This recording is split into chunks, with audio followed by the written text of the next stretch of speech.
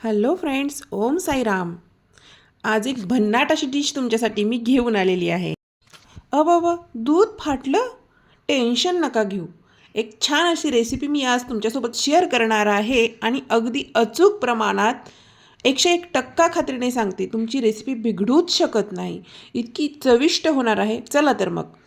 जे फाटलेलं दूध होतं ते आपण गाळून घेतलं, त्यातलं सगळं पाणी काढून घ्यायचं. गॅस लावायचा आणि ते त्यामध्ये टाकून द्यायचं छेना. त्यानंतर त्यामध्ये दूध पावडर ॲड करायचं. दूध पावडर नसेल तर सायसुद्धा चालेल. त्यानंतर 1 ते 1.5 कप आपण दूध टाकूयात त्यामध्ये आणि ते चांगलं फिरवून घेऊयात. 10-15 मिनटं उकळी काढा. मी थोडासा व्हिडिओ स्किप केलेला आहे कारण फार मोठा होईल हा व्हिडिओ. त्यानंतर 2 चमचे साखर घालायची. पोहे खायची चमचे 2 साखर. त्यानंतर परत हलवून घ्या. ह्याच्यामध्ये फक्त तुमचा टाईम कन्झ्युमिंग प्रोसेस आहे ही आणि करायला ठेवून दुसरं काम करायला जाऊ नका, नाही तर तुमची रेसिपी गंडली म्हणून समजा. फक्त कंटिन्यू हलवत राहायचे आपल्याला, म्हणजे एकदम छान मौसूद असा आपला हा पदार्थ तयार होईल.